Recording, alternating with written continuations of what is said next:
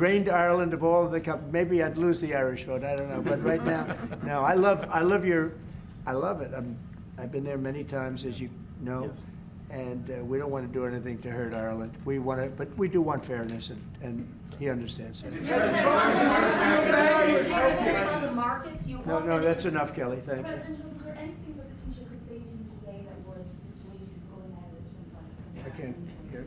Mr. President, it's Irish American Appreciation Month. You've named it there. Who's your favourite Irish person? Oh, there's so many. Are you kidding me? Well, I do happen to like your fighter. He's got the best tattoos I've ever seen. I don't know if I'm a big, but that. Conor McGregor. Boy, you have. Well, Conor's great, right? You know, talking about Conor, but you have a lot of great Irish fighters, actually. Great fighters. I don't know what that is, but Ireland's always had a lot of good fighters. You know why? Because they're tough people. They're smart people and they're passionate people. And they really have been, over the years, so many. I think your father was a great fighter, right? He was, you did. Wow, and yet, look at you, you're so smooth and so. He was a very good defensive boxer. He could weave. He was a really good. He was a good boxer, yeah. Yeah, he boxed for Ireland. And yeah. That means you genetically, I'm not going to mess around. Do you follow any Irish? Okay, let's, a couple of more from somebody that didn't ask a question. Yeah, please, go ahead. Mr. President, should Apple go back to the US from Ireland? Who? Apple? Oh, Apple's been treated very badly. Look, Apple had tremendously bad luck. I thought they had a very good lawsuit, but they lost. We fought with them. $16 billion. $16 billion, and they're after a lot of our American companies. See, that's what's unfair. It's a European Union. I'm not blaming you. I'm blaming the European Union.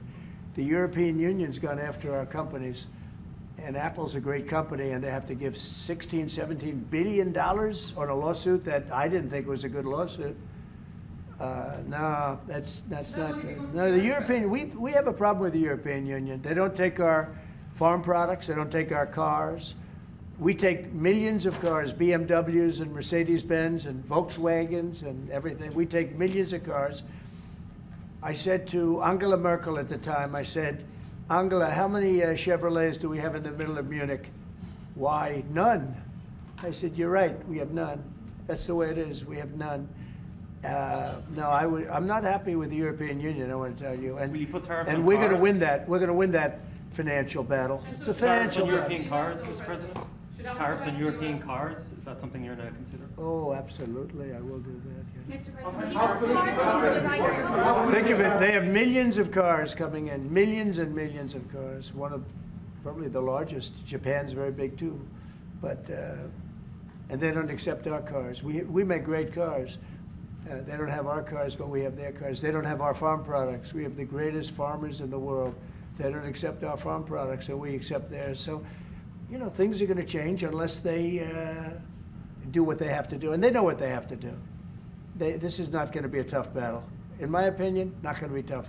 Just like when Ontario charged us, everybody said, oh, they just charged. I said, this will be won in 1 hour.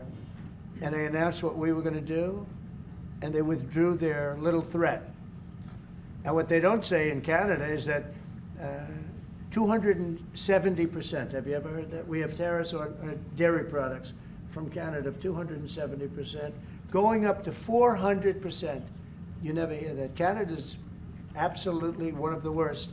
And we, when I say worst in terms of charging tariffs. Their dairy products, they charge our farmers 240, 250, 270, and 400%, okay? Think of that for dairy product. And we charge them like peanuts. You know why? Because we've been improperly run for so many years. I had that all settled in my first term. But then, of course, Biden, you know, he let everything go to hell. One of the things we did is we took from China hundreds of billions of dollars, and I have great respect for President Xi. But he understood that. He understood it was a one-way street, and you can't have a one-way street. Okay. One more question. Can you say which countries you might target in your next travel ban? Say it. Can you say which countries you might target in your next travel ban? Wouldn't that be a stupid thing for me to say? I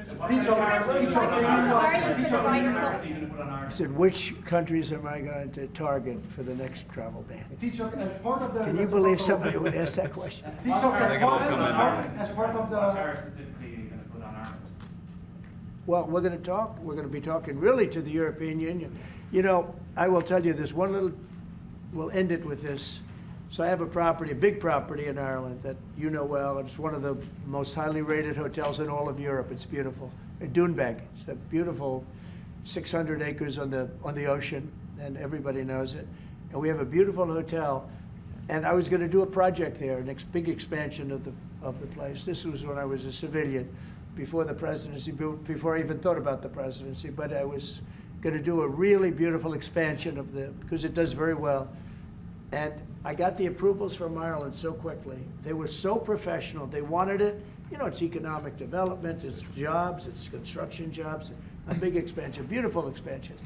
But I was told something that bothered me. They said, sir, you also have to get approved by the European Union. I said, why do I have to go to the European Union to expand a hotel that's in Ireland? They said, well, that's the way it is. I say, well, shouldn't that go fast? They said, no, it'll take at least 7 years. You gave me the approval in about 4 weeks. It was a beautiful professional. If you took 4 years, you wouldn't have done a better job. You know, everything was done environmentally, everything. There's no reason to take very long. I had everything from Ireland in 4 weeks.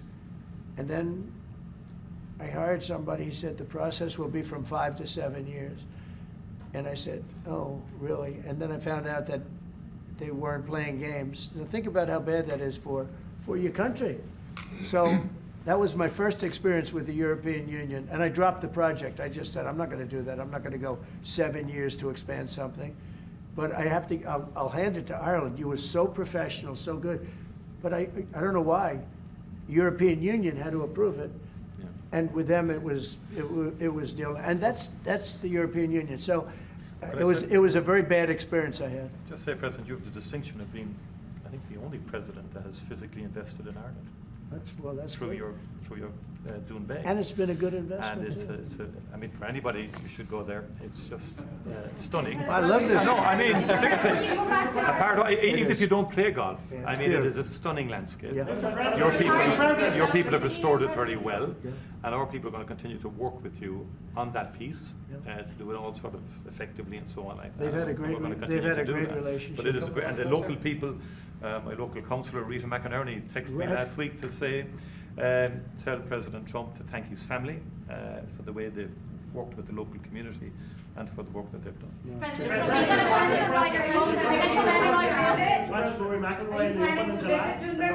I love Rory. I think Rory's great. He's a great golfer. He just won 2 weeks ago. He's a great guy. I played golf with him 3 weeks ago.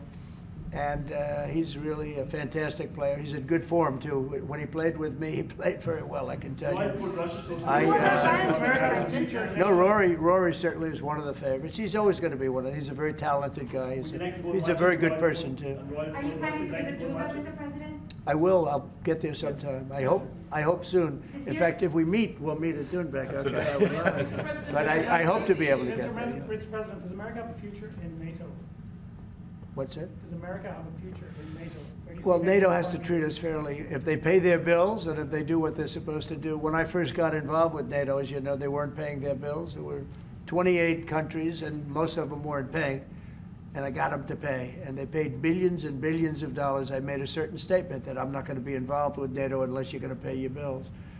And I was asked a question. If we don't pay, are you going to help us? I said, no. If you don't pay, you're saying you're delinquent.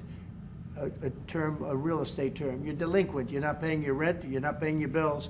If you're not paying your bills, I'm not going to help. And everybody we took in, your Secretary General will tell you, he was very generous to me. He said, I've never seen anything like it. Money came in by the billions and billions and billions of dollars, and NATO became much stronger. Now, NATO's expended a lot of that money in fighting this horrible war. It's too bad they had to do that. But they had the money from me. I was the one that got people to pay. The countries, most of the countries were not paying, or they were paying a very small amount. So we'll see. But NATO can be a force for the good, absolutely. Would you like to see Ireland join NATO, Mr. President? That's up to Ireland. Well, do you think Ireland and the EU are too close? Do you think that perhaps, like you said, We are very close. No, Ireland and the EU. Do you think there's too close a relationship there? Do you think there needs to be a separation, like you said, if you can't get planning permission when you can get it in Ireland, but you can't get it in the EU? Do you think? Well, look, I can just tell you about my personal experience. That Ireland treated me very well, and the EU was terrible, and they stopped really a magnificent addition. It wasn't a big deal from the standpoint of the world. It wasn't like the things we're talking about now, but it would have been a very beautiful addition. And they stopped it, which is bad for Ireland, and I don't know why. I don't know why it would take 5 to 7 years to get something approved, but that's what it was. Thank you all very much. Thank you. Thank you. Thank you. We're headed out. Thank you. All right, headed out right behind you, right behind you. Right through this door. Thanks, guys. This way, here's the president. Thank you. I should have. Thank you.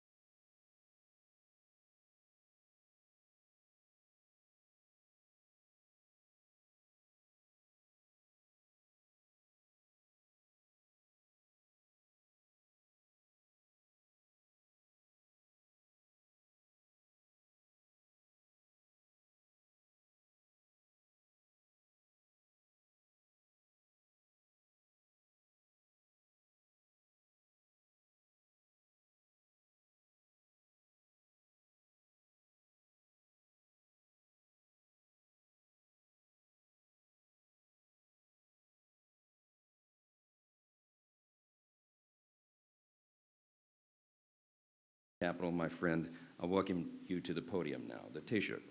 Micheal Martin.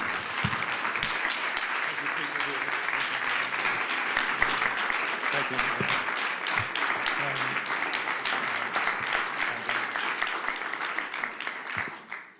you. Mr. President, Mr. Speaker, Chairman Kelly and Neil, Senators, representatives, ladies and gentlemen, I want to thank you all for welcoming me and Mary to Washington, D.C. to celebrate St. Patrick's Day.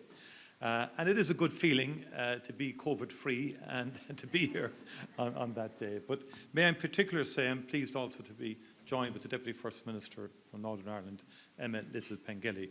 Very pleased to have you here, Emma, as well.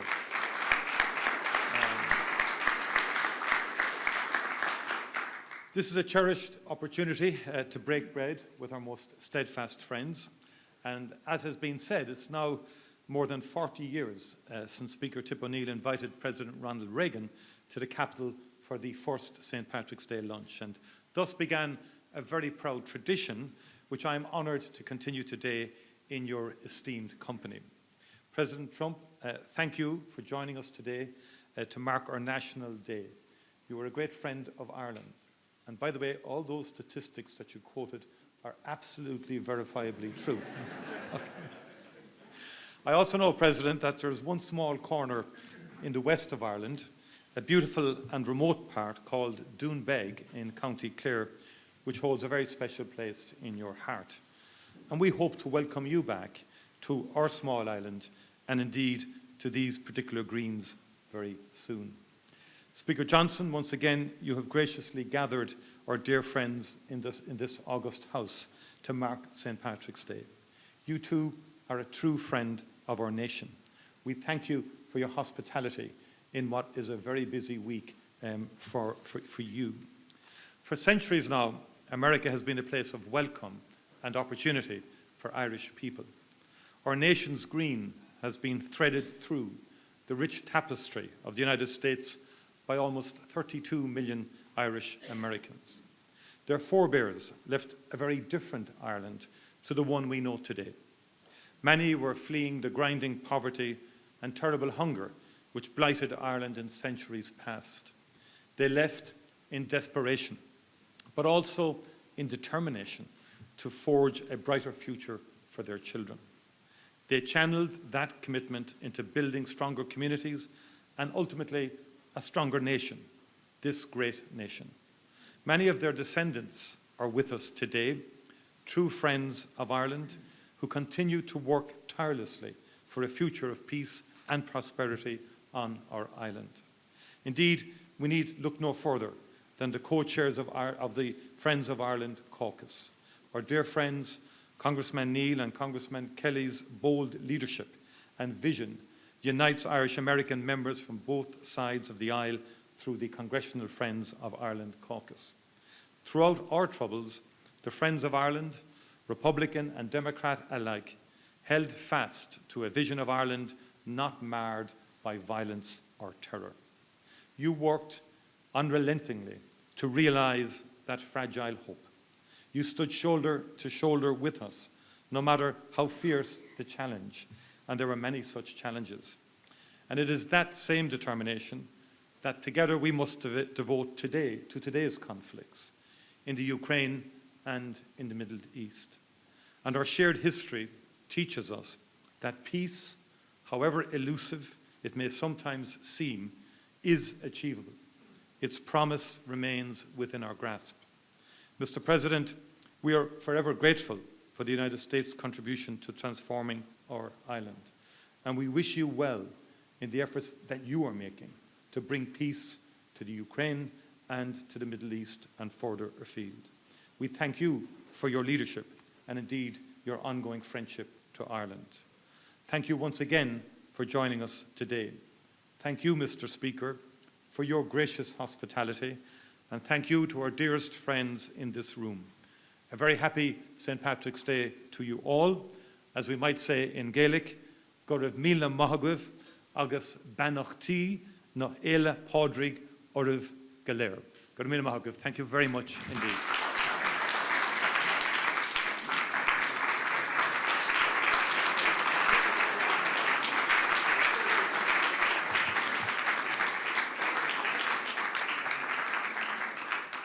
Thank you again, Tishuk, and thank you, Mr. President. I am very excited because we have a special treat for you all today. Joining us to provide entertainment is the famous Riverdance Irish dance troupe. They're here. I know, you didn't know that was going to happen, did you? See, we throw a great party, I told you. Let me give you a little background on this. In 1994, during an interval act at the Eurovision Song Contest, there was a 7-minute dance routine that captivated the world. From that stage in Dublin, Riverdance was born. And in the more than 30 years since Riverdance has performed more than 15,000 times on 6 continents in 49 countries, they've developed quite a following. Riverdance spread first through Europe and then to America, and along the way they have shared the culture of Irish music and dance to a generation of people around the globe now for more than 3 decades. And while we're only receiving an abridged version of the very famous show today, Riverdance is performing here in Washington at the Kennedy Center through March 16th. The Kennedy Center was kind enough to lend these exceptional performers for us here for the afternoon. The stop in our nation's capital is the first of a 30-city nationwide tour, and we encourage all friends of Ireland and lovers of Irish culture to experience this incredible show. You are going to get a little taste of that right now. So please join me in welcoming these great friends of Ireland to the stage. Riverdance, y'all come up.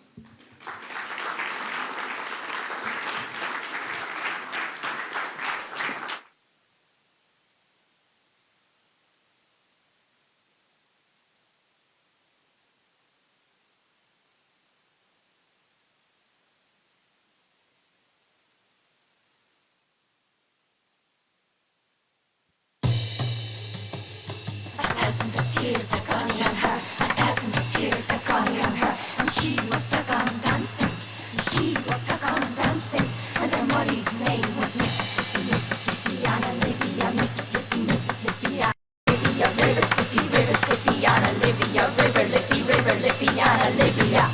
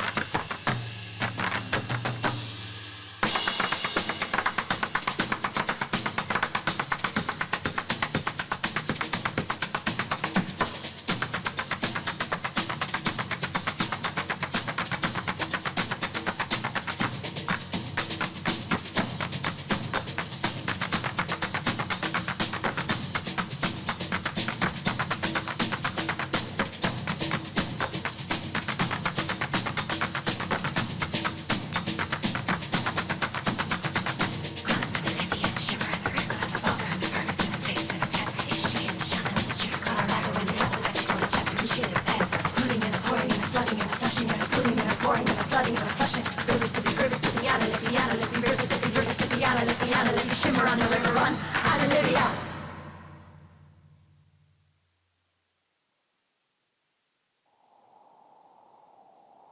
Thunder and lightning batter the rocks. The winds howl and great storms break on the forest, scatter the herds like grain. Fire leaps from dark to dark, fear and anger leap to meet it. We will not go down. We will not be beaten down like grain.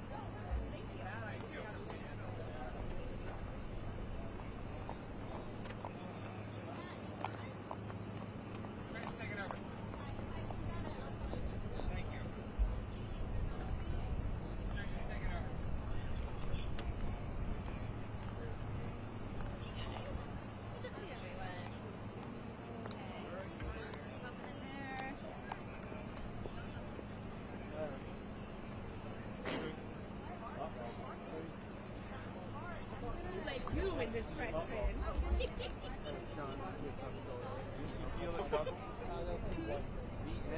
I knew something was growing outside. No way. Preparing to go to church and read the Bible. And then Ricky shows up and then everything goes downhill from there. Bad influence on me. You know, I got mail that last week. My Nona warned me about people like Ricky. Wear green on the thing. Everybody's like, is it wicked inspired? I was like, no, it's Prince of Ireland. What? See? See you. Oh, no, I mean. Oh, my dress, yeah.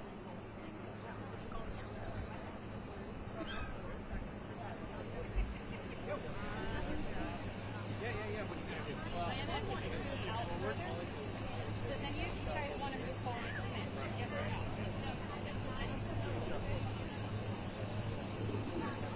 But just in case.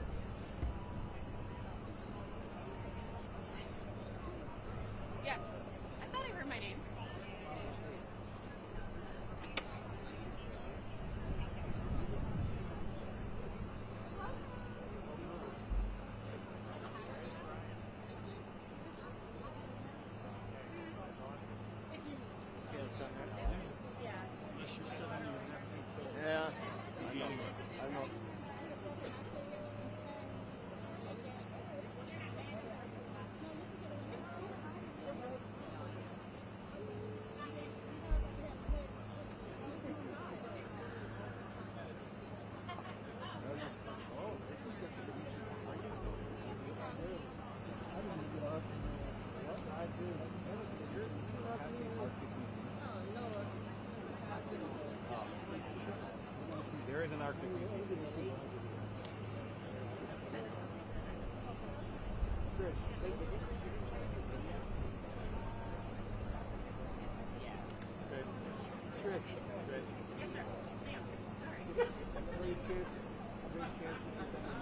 Yeah, I was wondering if they were just chit-chatting, so I was thinking at the same time. Chit-chat there when he walks right out.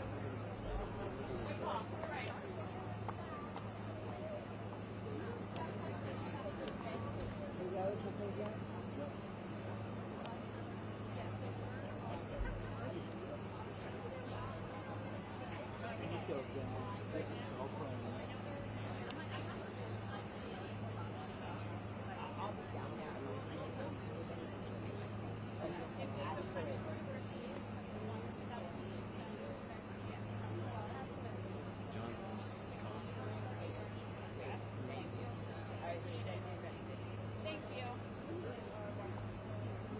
Yeah, thank you. Good? Michelle, what do you think? And then let me make sure you're right here. You tell me where you... Yeah, if they're around the corner, yeah, you guys can't get what we need from there, so that's not going to happen. You're in the shot. And just jump into the... So you have some good photography. You're in a live shot.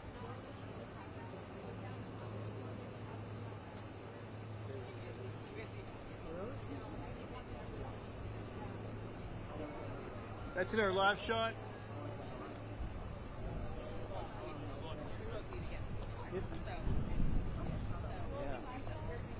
Excuse me. You're all in our live shot. I know, I understand. They could probably be here instead, yes. It's a work in progress. Thank you. I fully understand. So, what about if you guys could be here? Or, Those are like the meaning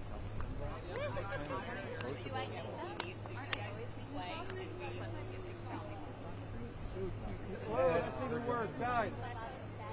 That's not. Hey, that's worse. Is that worse? No. What if they're here? No. That if they were like in line with works for one person only. Yeah. I mean, he's going to step in like next to us. They're going to go here eventually, yes. That's the idea. It's better up by the wall. And they'll all be in the shop. You guys, do they care? Yeah. So, I mean, you know. I care, honestly, I care so much about video. Like, yep. Good. Did I get it? Where do you need to be?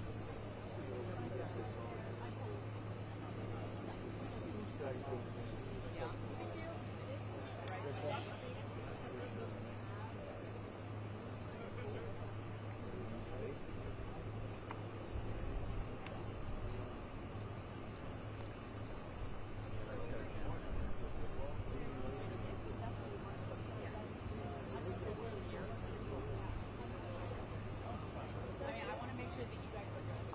Am I good here?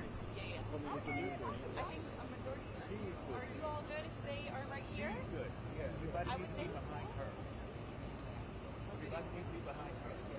Unilateral number her 10. Okay.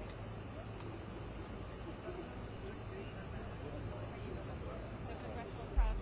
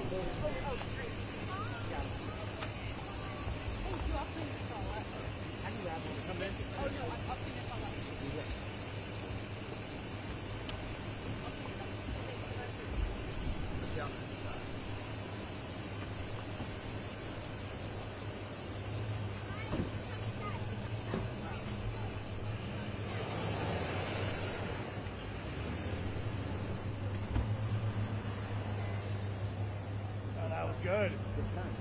Comment? Ça là, ça.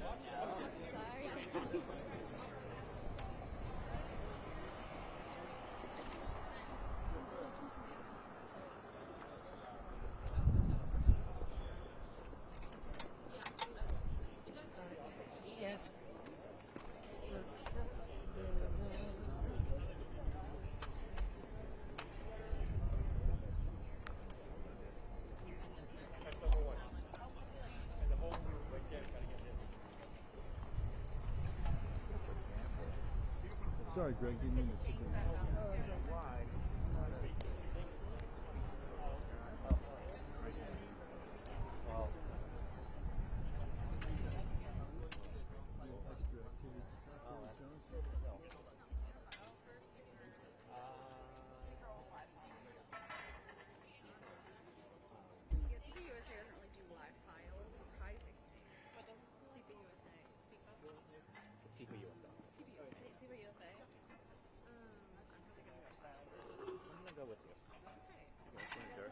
Trish, thank you for your help. That was very helpful. Yeah, good, because I just didn't want you on the long time. It would have probably. You didn't want to no brain? I know.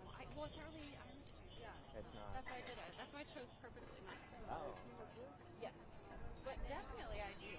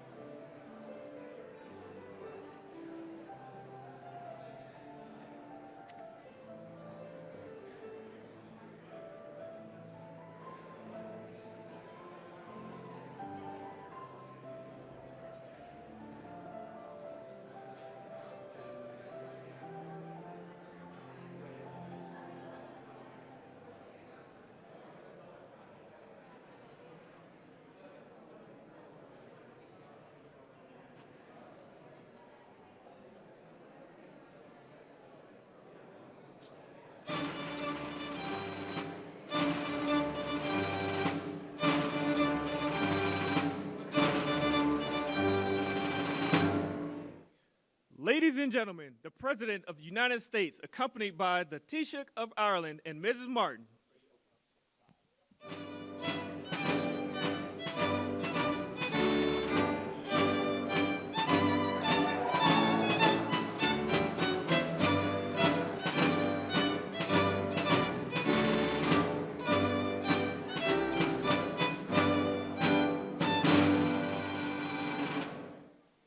Well, thank you very much. It's a great honor.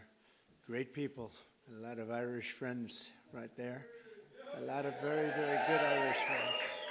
But thank you all for being here. Even though it's still a few days away, I want to be the first to wish each and every one of you a very happy St. Patrick's Day. It's a big day. And as a lifelong New Yorker, nobody knows the Irish better than me. I know too much about the Irish. So let me begin by saying I really do. I love the Irish. I've had great, great friends over the years, and I love the Irish, special people. And I've been to Ireland many times. I have a lot of property in Ireland, actually, and it does very well, so I like it. If it didn't do well, I wouldn't like it. But I'm always struck by the awesome beauty of the Emerald Isle and the strength and warmth and grit and grace of the Irish people. Very few people can compare. Today we're delighted to welcome Tishuk Martin, a very special man doing incredibly well and very popular, and his beautiful wife, Mary. And I want to thank you both for being here. The first official visit to the White House, so thank you very much for being here with us. Thank you. Thank you.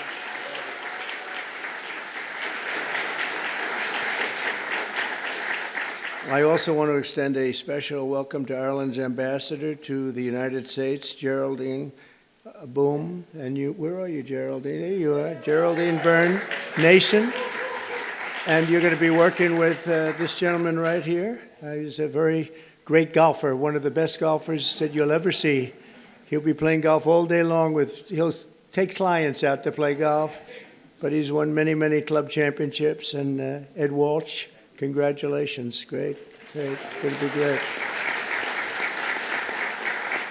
We're grateful also to be joined by the members and many members of our cabinet, proud Irish Americans, Sean Duffy and Robert F. Kennedy Jr. Where's Robert F. and Sean? Hi, Bobby.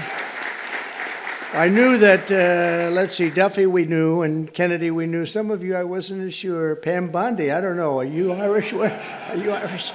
With that name, I can't figure that out. She's doing a hell of a job, I'll tell you. That Attorney General Pam Bondi, Secretary of Energy,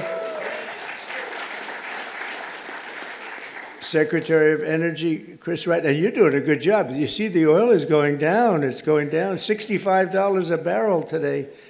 You're doing better than I even thought, because everything else is going to be coming down with it. All those expensive goods that you had to suffer with for 4 years are all coming down. Energy leads the way. Thank you. Good job you're doing with our friend, right? HUD Secretary Scott Turner. You're not Irish, Scott. Where's Scott? Give me a break, Scott. You know, I want to be politically correct and not mention it, but I'm going to say, how much Irish do you have in you, Sean? I don't know. He said 0. That's right. Secretary of Veterans Affairs, Doug Collins. Thank you, Doug. You're Irish. EPA Administrator Lee Zeldin. He's one of the most important guys. He's going to get those approvals. A nuclear power plant will take less than 2 weeks to get approved, right, Lee? They used to take 15 years. We're going to do it in a couple of weeks. U.S. Trade Representatives, Jameson Greer. Where are you, Jameson? Jameson Greer. Thank you, Jameson. And I also, there's a very special man here that I've been watching a long time. One of the greatest dancers ever in the world. Michael Flatley is around here someplace. There's nobody like this guy. Great, Michael. I've watched him, Radio City. I've watched you a lot, Michael. His feet, the way they moved. I don't know how the hell you do it. Can you still dance like that, or is Father Time caught up? You know, Father Time has never lost. You know that, right? But you're doing great. You look fantastic. Also with us are Representatives John McGuire. John, hi, John. Good. Bill Heisinger. Bill, thank you. Ronnie Jackson, Doc Ronnie as I call him, even though he's a congressman. Special guy. John Joyce. John. Thank you, John. David Joyce. David. Thank you. And Guy Resenshaw. You know that Resenshaw. That's actually the way you pronounce it, you know. Nobody else gets it right. I got it right, but it's a hell of a name. Despite that, he's very successful at what he does, which is politics. And he's a great guy. Thank you, Guy. We have come together to this beautiful White House this evening for the annual Shamrock ceremony, a living symbol of the long and unique friendship between Americans and the Irish. And we're always going to have that friendship, just like we have a great friendship. We'll always have that very special friendship. This wonderful tradition dates back to 1952, when the first Irish ambassador to the United States sent President Truman a box of shamrocks as a gesture of goodwill. You hear that, Walsh?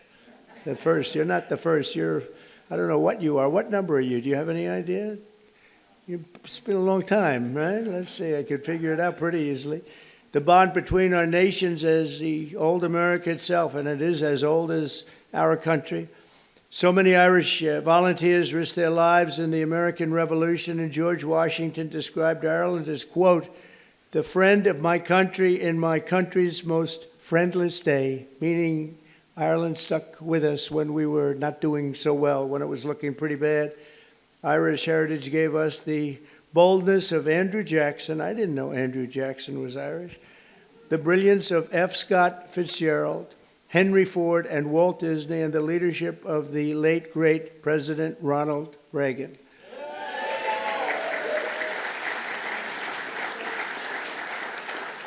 It was men and women of Irish descent who built the hallowed halls of Notre Dame University. Notre Dame is great. What a great place. The legend of the Boston Red Sox and the golden arches of McDonald's. That's right. Today, 1 in every 10 Americans trace their roots back to the old country. We're discussing, we have 5 million people living in Ireland, but we have 35 million people living here, right, of Irish descent. That's a pretty interesting statistic. I was looking at all these great dancers over here. You are very beautiful. Are you all great dancers, right? Look at that. Young, great dancers. Wow. That's great. Did you perform for the group before? Because I heard somebody was doing really fantastic. They said these people are fantastic. I didn't get to see you. Do you want to do it again? Okay, well, we might have them do it again. I heard you did a fantastic job. Thank you. As we celebrate Irish American Heritage Month, we're grateful to be joined by hundreds of these proud patriots right here today. And I know them from personal experience that many of the people that we have here, they're just fierce. They have fierce Irish flame. We call it, you never give up. You never, ever give up. Oh, I even see Don. Hello, Don. You are definitely Irish, Don McGann. You are definitely an Irishman. There's no question about that. But you never give up. We will never give up ever, right? For the young ones, ever. Because you never know what's going to happen, you know? Just a little bit more effort and you get there. Look at what happened to me. A lot of people said this was not a possibility. They said that was going to be a tough race, and we won in a landslide, and let's keep it that way, right? And we're having a great time bringing our country back and bringing it back at a level that people had no idea was going to take place this rapidly, this quickly. And a lot of our great people that are secretaries and the people working in the administration are here, and they're doing a fantastic job. So I want to thank all of you. 5 blocks east of where we are today, that spirit once helped save the very heart of the city's Irish-American community. You all know about it. During the War of 1812, British forces rampaged through the streets of Washington, burning every building in their path. Every single building was being burned down. Almost every one fled, but not Father William Matthews of St. Patrick's Church, which was built to serve the Irish workers who came to build the Capitol and the White House. They were building the White House, and they formed a great bond. And they were doing the pretty important buildings, the White House and the Capitol. I would say that's about as good as it gets. As the fire spread, the priest in the group of his parishioners said that we're just going to have to barricade ourselves in. We're going to have to do something because it's really bad. It's really dangerous in here. And inside the church, they climbed to the roof, armed with only buckets of water. That's the only thing they had. And the other thing they had was faith in God. They had a big faith in God. They said, God will never do this to us. Risking their lives, they defended the church. And more than 2 centuries later, St. Patrick still stands as a beautiful testament to their incredible resolve and bravery. And the patron saint of the Emerald Isle, and that's what it is, St. Patrick. So we have St. Patrick's Day, and we remember their courage, and we honor the bravery of countless Irish Americans who have kept our country safe, strong, prosperous, and free. And I made a little talk with my friend right behind me before at the Capitol, and they gave me one statistic that they don't have here. I thought it was an amazing statistic. 50% of the people that won the Congressional Medal of Honor were Irish. Can you imagine? And I want to check on that, because that sounds to me, it's just that. I want to, Pam, would you please have that investigated? Because how is that possible? Seriously, how is that possible? I was very surprised to see that, Mary. Would you agree that that's possible? With the Irish, anything? With the Irish? No, think of it. The Congressional Medal of Honor is the highest award you can get in this country. And 50%, well, they also have the Presidential Medal of Freedom. But I will say the Presidential Medal of Freedom, it's much easier to, I mean, you know, you get it for achievement in something, but you don't have to take many, many bullets, although there has been one bullet that was, there's been one bullet that was not too good. I'm the only one, the presidential, that got that. But think of that, 50% of the people that received the Congressional Medal of Honor had Irish heritage and were involved in some form with the Irish, and that's pretty good. That's a pretty big statement. In closing, I want to remember one more Irish-American patriot our nation lost this week. In 1979, Anthony R. Dolan, some of you know that name, a lot of the people that work in the White House know it very well, became the youngest ever Pulitzer Prize winner for his reporting on government corruption in Stamford, Connecticut. In 1981, he became the chief speechwriter to President Reagan, whom he served for 8 years. That's a long time. That's the full time, 8 years, coining the phrase evil empire. That was his word. That's a very famous, if people aren't here, the evil empire was a very profound statement. Tony served as a White House advisor throughout my first term, and most recently was a special assistant to President on domestic policy and the Domestic Policy Council. He passed away early Monday morning, and his family is devastated, to be honest. They're devastated. A couple of the family members are here, but they're devastated. He was a great person, great, brilliant writer, and so he will be very greatly missed. And Tony is looking down on us right now, and he was so proud of what he did and his heritage. He was so proud of his heritage. So I want to thank him and his family for the incredible job they did. Once again, let me wish everyone a very happy St. Patrick's Day. And with that, I would like to ask Tishuk Martin to say a few words. He's a very, very special man in Ireland. As you probably know, he's a very popular guy, which is not easy in Ireland. And it's an honor to have both Mary and Michael here with us, because we really, we've gotten to know each other very well, and they're great people. Thank you very much, everybody.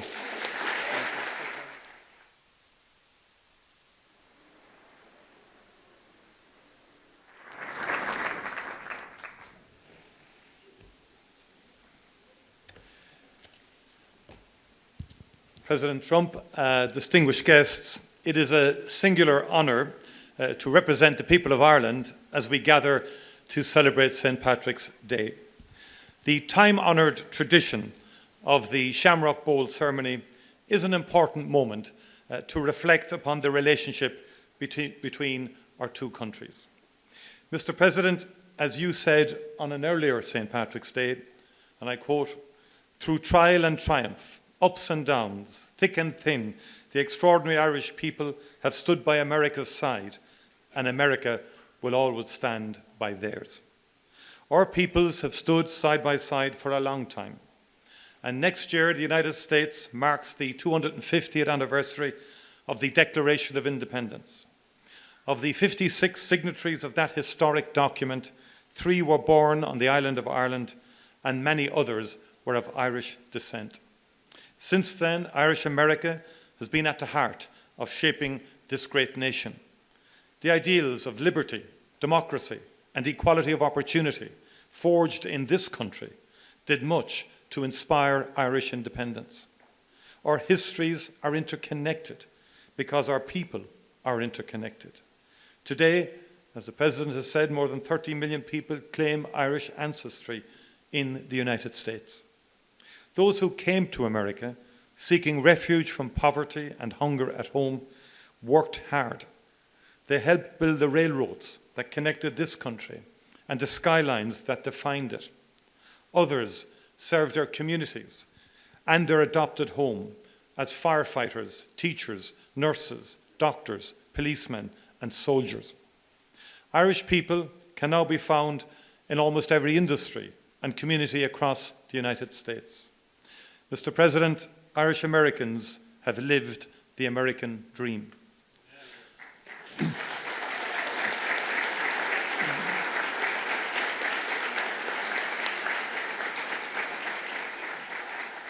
I saw that for myself earlier this week in the great state of Texas, where I met Governor Greg Abbott, attended South by Southwest, and learned about exciting economic opportunities that abound in the Lone Star State.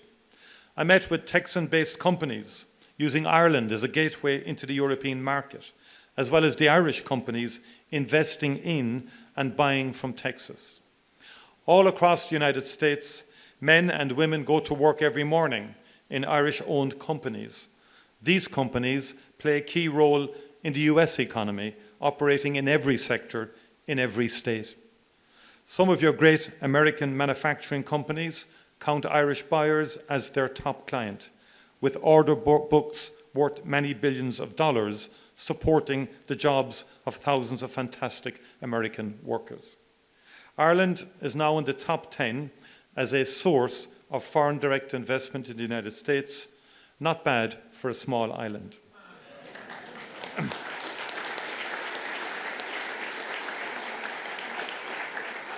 Ireland likes to trade with the United States, and the United States likes to do business with Ireland because we are strong and reliable partners. Mr. President, let's do even more and better together. In the past, Irish labourers came to help build the new republic, the beacon on the hill. They even built this beautiful White House. They built the roads and the railroads that made this mighty union possible.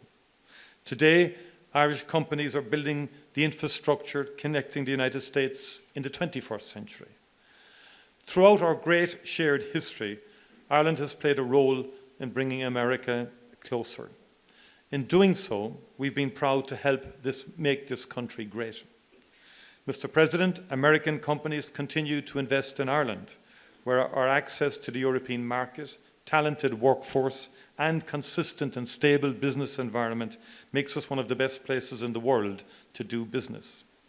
And just like our peoples and cultures, our economies are deeply interconnected. Investment in Ireland helps American companies sell their products across the world. Our island is home to a people with an outward perspective, generations of whom have looked to the United States for opportunity and inspiration.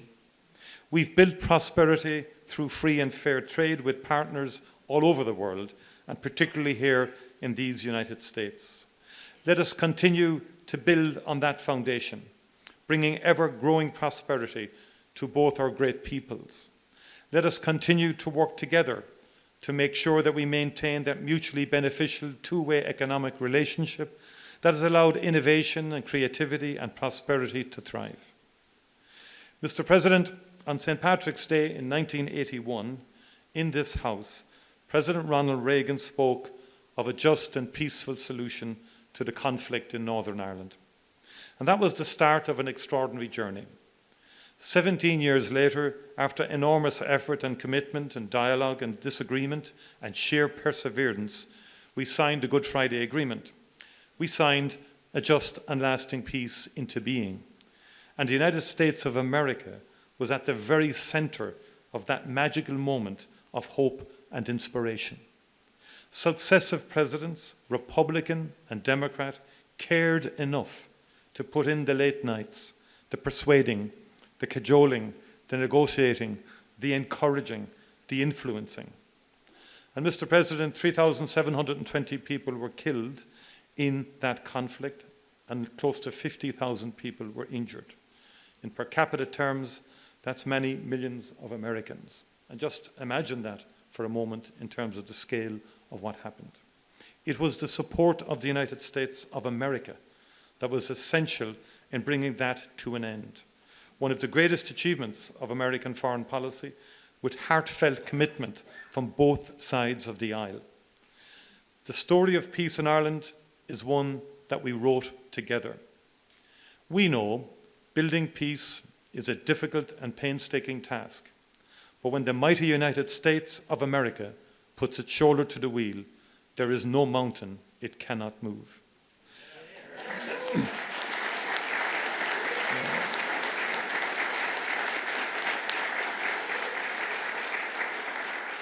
Mr. President, I welcome the unrelenting focus and energy you have brought to the search for peace in Ukraine and in the Middle East since your first days in office.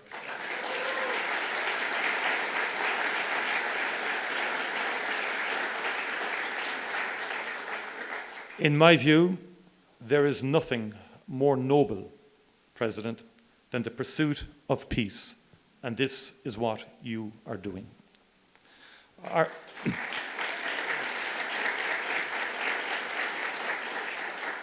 Ireland is ready to work with you and our international partners to end conflict and especially to bring just, lasting and sustainable peace to the people of Ukraine and the people of the Middle East. Conflict and war hurt the most vulnerable. Too many children in particular have died in Gaza, in Israel, in Sudan, and too many children have been abducted in Ukraine. Let us together never cease to strive for peace, prosperity and opportunity for all the world's children.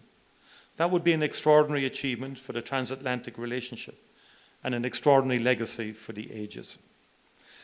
Mr. President, County Clare is one of the most beautiful places on this earth. And Doonbeg is one of its finest jewels. One of Ireland's finest poets, and we've had a few, as you know, wrote of the beauty of County Clare along the flaggy shore in September or October, when the wind and the light are working off each other. And Heaney wrote of how Ireland can catch the heart off guard and blow it open. I have been to that part of Clare, and I know that that is true. Mr. President, I hope that we can welcome you to Ireland soon to catch your own heart off guard. You know better than anyone the beauty of Doonbeg, a place that would take anyone's breath away. Gorv Mila Amahagut, Banachdi na Fela Podrig Oruv Galer. Thank you very much indeed, and happy St. Patrick's Day to you all. Thank you.